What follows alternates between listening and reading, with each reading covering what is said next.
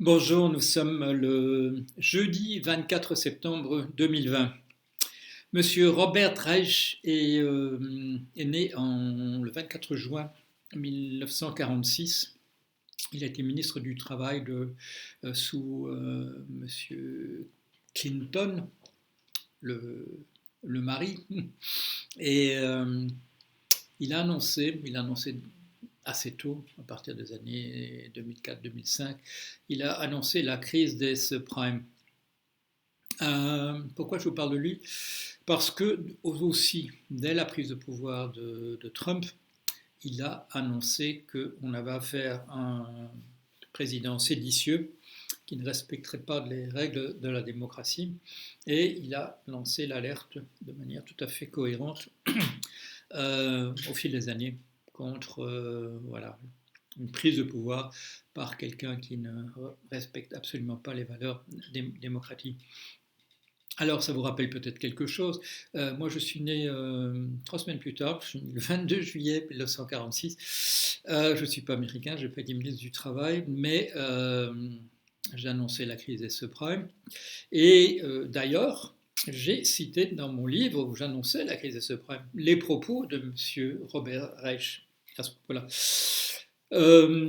J'ai dû le mentionner aussi au fil des années quand il lançait des avertissements devant la personnalité séditieuse de monsieur Trump.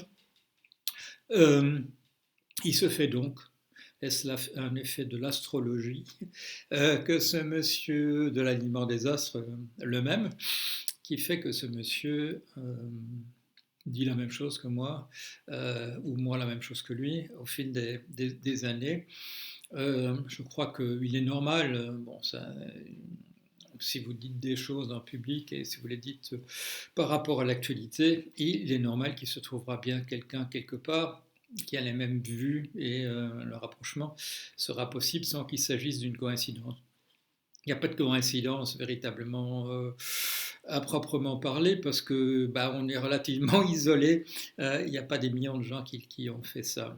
On se retrouve, je ne le connais pas, il ne me connaît pas.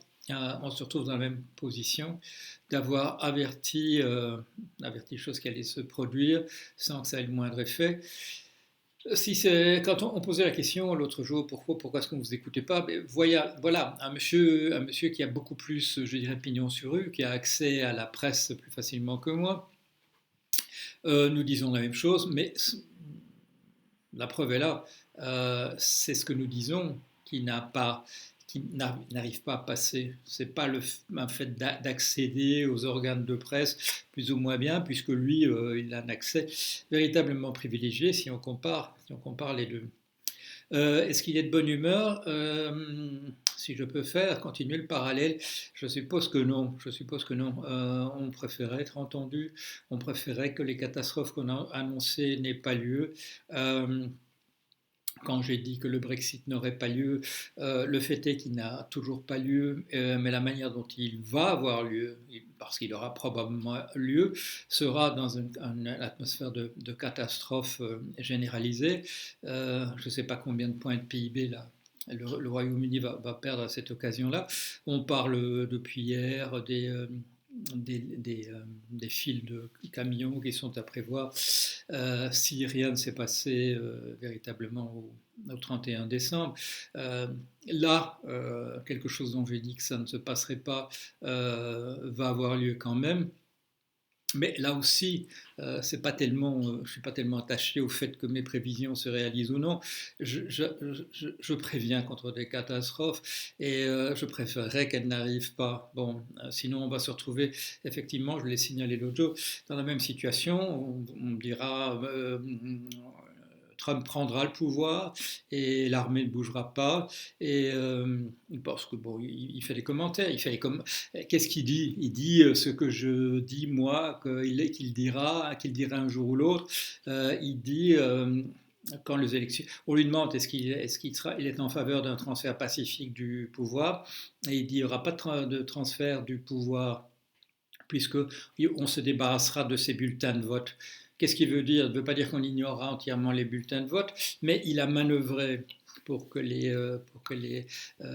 bulletins de vote qui arrivent par courrier, par correspondance, que cela arrive avec un énorme délai, en nommant un type à la tête du post office, des postes, un ami à lui dont la tâche était de rendre les choses de plus en plus difficiles, de revendre les machines qui servent à trier le courrier, etc. etc.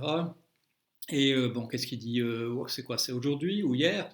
Euh, il dit il n'y aura pas de transfert de pouvoir il suffira d'ignorer les votes. Quand il dit les votes, il veut dire les votes par correspondance. Donc c'est une chose dont les gens se rendent compte euh, qu'il a l'intention de faire ça. La difficulté pour les Américains, c'est qu'ils sont, et ça je vous en tiens au courant au fil des jours, quand je parle des analyses que je fais depuis 2015, je vous dis, alors en 2017, tiens, voilà, quelqu'un vient de redécouvrir aux États-Unis ce que moi je pourrais expliquer en 2015. En 2019, je vous dis, vous vous souvenez de ce que je racontais, j'expliquais en 2017, il y a quelqu'un maintenant qui le découvre. Et donc, bon, ces semaines récentes, voilà, tout à coup, les gens qui sont des démocrates, pas au sens du Parti démocrate, mais qui considèrent qu'il faut sauver le système américain, se rendent compte petit à petit de ce qui se trouve dans mes deux ouvrages sur Trump, le premier qui est sorti l'année dernière en octobre ou en novembre, et celui qui sortira bientôt, mais dont la teneur, à part les commentaires que j'ai ajoutés, voilà, l'intégration des chapitres, les réflexions en fil de lecture, etc. À part ça, c'est les choses que je raconte sur mon blog au fil des années. Je crois que le premier tome se termine quelque chose aux environs de septembre 2016. Le second tome parle de la suite jusqu'à maintenant. Enfin, jusqu'à maintenant, qu'est-ce que c'était, au 3 septembre, au moment où j'ai dû déposer le manuscrit. Est-ce qu'il y a de quoi se réjouir? Non, non. Qu'est-ce qui peut se passer? Je crois que véritablement, et ça c'était en filigrane depuis un certain temps, si l'on veut, si l'on veut que si l'on veut que la démocratie soit respectée, il faudra que l'armée intervienne, il faudra que les généraux interviennent. Il y a encore une alternative. Une alternative, c'est le 25e amendement. Vous le savez, le cabinet et les gens autour de Trump peuvent décider qu'il n'est plus en état de gérer le pays. Mais là, bon, ça renvoie à la maladie mentale ou ça renvoie à la maladie physique. Ce n'est pas fait spécifiquement parce que, comment dire, l'éventualité n'avait pas même été envisagée aux États-Unis comme dans la plupart des pays, qu'un ennemi de la démocratie puisse accéder même au poste de président. Ce n'était pas prévu. Et vous le savez, du coup, la plupart des choses que Trump fait, il n'y a pas d'article spécifique pour dire que c'est interdit. Il n'y a pas d'article spécifique pour dire que le président ne peut pas s'accorder la grâce présidentielle à lui-même. L'éventualité même que quelqu'un dirait ça un jour n'a pas été envisagée. On n'y a pas pensé une seconde. Mais se retrouve au pouvoir quelqu'un de ce type-là et la possibilité est ouverte. Alors, je vous en ai dit, c'est une des remarques que je vous ai faites au fur et à mesure. Quand Trump a avancé ses pièces de manière systématique, en disant par exemple, en attaquant les postes, le système même des postes aux États-Unis. Bon. En répandant l'idée parmi ses partisans qu'il faut que la pandémie n'existe pas, qu'il ne faut pas mettre de masque, etc. C'est-à-dire encourager ses partisans, de fait, sans le leur dire, à considérer que le jour du vote, que ça ne représente aucun danger en réalité, parce que c'est un complot, comme il le dit lui-même, c'est un complot de l'extrême gauche de faire croire qu'il y a une pandémie. ces partisans iront plus volontiers voter, se retrouver dans des bulletins, dans des isoloirs que les partisans démocrates. Donc il y aura effectivement davantage de gens qui voteront démocrates, qui le voteront par correspondance. Décourager en même temps voilà, le bon fonctionnement des services postaux, ça lui permettrait le lendemain des élections, de dire qu'il a gagné, parce que le décompte des votes par correspondance n'a pas encore eu lieu. Et c'est ça qu'il a dit, qu'il a dit hier. Il suffit de se débarrasser, quand il dit des bulletins de vote, il veut dire il suffit de se débarrasser des bulletins de vote qui viennent par correspondance. Donc quand on lui pose la question du transfert du pouvoir, il dit à la fois il n'y aura pas de transfert de pouvoir, et il ajoute il suffira de se débarrasser des bulletins de vote venant du vote par correspondance. Bon, c'est des choses que je vous raconte, voilà, hein, je vous ai dit qu'il allait faire ça, ça fait un moment. Ce qui m'attriste, c'est la stupéfaction des commentateurs qui commencent à se rendre compte de ce qui est en train de se passer, avec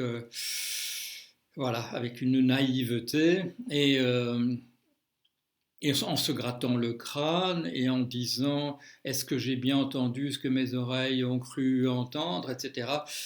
Les gens ne sont pas encore prêts à imaginer que dans leur pays, sauf évidemment les partisans surarmés de Trump qui suivent le mouvement QAnon, les gens qui sont convaincus que les démocrates gèrent un grand projet pédophile, ceci, cela. Cela non. Et malheureusement, et c'est ça qui est sinistre, particulièrement sinistre, c'est que bon, les chiffres sont très favorables à Biden pour le moment dans les sondages. On n'est pas du tout dans une situation du type de celle qu'on avait en 2016, où contrairement à ce que certains continuent à raconter, il n'y avait pas du tout de mouvement clair en faveur de Hillary Clinton. Quand on faisait le décompte, par exemple, des votes par le système électoral américain, il n'y avait pas du tout, même à la veille du scrutin, une majorité claire se dégageant en faveur de Hillary Clinton. Quand les commentateurs font maintenant les comptes en termes de vote par le système à plusieurs étages des États-Unis, on est à une voix près à partir des chiffres extrêmement fiables, c'est-à-dire même pas ceux qui sont qui viendront des États contestés. On est à un vote une voix d'une victoire de Biden. Donc, on n'est pas du tout dans la même situation. Biden a une avance extrêmement claire au niveau des intentions de vote et pratiquement acquis auprès des gens qui disent qu'ils ne changeront pas d'avis d'ici au 3 novembre. Donc, situation extrêmement différente, mais un président qui n'est pas disposé à transmettre le pouvoir s'il perdait aux élections, si le décompte était en sa défaveur, et qui fera tout, et qui fait déjà tout, et qui continuera de tout faire pour se mettre pour refuser la transition s'il perdait dans les isoloirs. Alors qu'est-ce qui va se passer? Je suppose quand même que du côté de ce qu'il appelle lui le deep state, et qui est simplement l'appareil d'État avec des fonctionnaires, une administration, le fonctionnement normal des institutions, j'imagine qu'il y a des gens qui sont en train de réfléchir à que faire dans ce cas-là. On attend que M. Rod Rosenstein dise qui il est, mais que M. selon moi, on attend que M. Rod Rosenstein, qui a été longtemps le numéro 2 du ministère de la Justice de Trump, révèle qu'il est lui non seulement l'auteur du livre Anonymous, mais qu'il était aussi déjà donc la personne qui s'était présentée comme un Robin des Bois au sein de l'administration, disant que le peuple ne devait pas s'inquiéter parce que tout était prêt au niveau justement des institutions pour empêcher une prise de pouvoir autoritaire de Trump. Cet homme, s'il se révèle, dit qu'il est lui, il n'y a pas de doute qu'il ne s'agit pas d'un projet démocrate, il s'agit, parce qu'il s'agit voilà, d'une instance, M. Rod Rosenstein est un militant du Parti républicain de type assez classique, probablement je dirais plutôt un partisan de John McCain qu'un partisan de Trump, certainement. C'est lui qui a dit, ne vous inquiétez pas, une organisation est déjà en place pour empêcher une dérive véritablement autoritaire, tyrannique, un refus de transfert du pouvoir. Tout est en place pour empêcher ça. Alors, est-ce que c'était du bluff à l'époque ou bien est-ce qu'ils s'étaient déjà mis d'accord?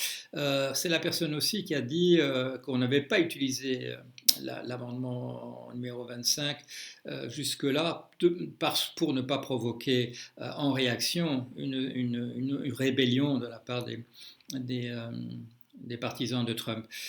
Ceci dit, dans les jours qui viennent, autour du 3 novembre, l'affrontement au sein de la population sera là de fait. J'ai écouté tout à l'heure un journaliste qui expliquait sur MSNBC, qui disait je suis un journaliste, je n'ai jamais pris position pour un parti politique quelconque, je reste dans mon rôle de faire des analyses, de faire des commentaires et de ne pas prendre des positions partisanes. Mais si M. Trump prend le pouvoir de cette manière-là, excusez-moi les gars, mais je serai dans la rue avec les autres pour protéger la démocratie. Le problème, c'est qu'en face, il y aura des gens surarmés, il y a des milices, voilà, c'est une guerre civile qui se passera pas dans le calme. Il y a des endroits où ce sera plus calme, sans doute. Des endroits où par exemple, où les partisans de Trump sont en telle minorité qu'il leur sera difficile de faire quoi que ce soit. Je pense par exemple à la Californie ou à New York, mais dans le reste du pays, ça peut quand même être sanglant. Ce n'est probablement pas, je vous l'ai dit, qui est-ce qui a mis ça au point? Je vous ai donné le nom de la personne aussi, là, au fur et à mesure. Je vous ai dit, c'est M. Steve Bannon. Lui, il a l'intelligence de prévoir plusieurs coups d'échecs à l'avance. Et cette histoire de services postaux, cette histoire d'encourager les partisans de Trump à ne pas porter le masque et à ne pas croire à la pandémie, de croire à l'hydroxychloroquine, etc., au vaccin qui viendra le 2 novembre, alors que l'élection est le 3. Tout ça, c'est de la pensée de Steve Bannon. C'est un penseur. C'est quelqu'un qui a fait de bonnes études universitaires, qui est quelqu'un d'extrême droite, qui est séditieux, qui est contre la démocratie, qui est un suprémaciste blanc déclaré. Voilà, c'est la personne qui a pensé le coup d'État de Trump depuis le départ. Il a d'ailleurs été conseiller stratège en chef à la Maison-Blanche à une époque avant que justement la déclaration en août 2016, la déclaration de Trump en faveur des suprémacistes blancs ait conduit à la démission, à la révocation de Bannon, parce qu'il était clair que c'était lui l'inspirateur d'une réflexion de ce type-là. Non pas que ce ne soit pas dans le tempérament de Trump, ce l'est certainement. Et s'il a dû partir, c'est parce que, je vous le rappelle, c'est parce qu'un ensemble considérable de généraux ont dit non, là on ne peut pas suivre le président. Le pays que je défends n'est pas un pays suprémaciste blanc. Et voilà. Alors ces généraux-là, ils ne sont pas tous morts entre-temps, ils sont toujours là. J'ai l'impression qu'ils doivent être bien occupés, et peut-être pas seulement à réfléchir. c'était quand même assez extraordinaire qu'il faille envisager voilà, dans les jours qui viennent une guerre civile insurrectionnelle aux États-Unis avec un président proto-fasciste qui ne voudra pas assurer la transition vers le candidat élu par les bulletins de vote, voilà, dans les urnes, élu par les bulletins de vote déposés par les urnes et ceux qui sont arrivés par correspondance. Situation extrêmement grave, d'autant que les États-Unis, c'est pas une petite république isolée quelque part sur la carte, c'est quelque chose de central, à la géopolitique du point de vue militaire, du point de vue des alliances, encore que Trump est déjà quasiment entièrement mis en échec les politiques antérieures d'alliance des États-Unis.